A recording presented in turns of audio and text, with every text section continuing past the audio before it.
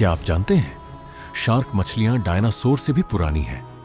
Dinosaur लगभग 23 करोड़ साल पहले आए थे, लेकिन शार्क करीब 40 करोड़ सालों से पृथ्वी पर मौजूद है।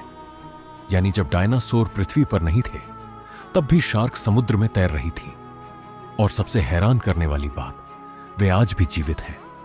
इसीलिए शार्क को धरती के सबसे पुराने जीवों में से एक माना जाता है। ऐसे और मजेदार फैक्ट्स के लिए फॉलो करें।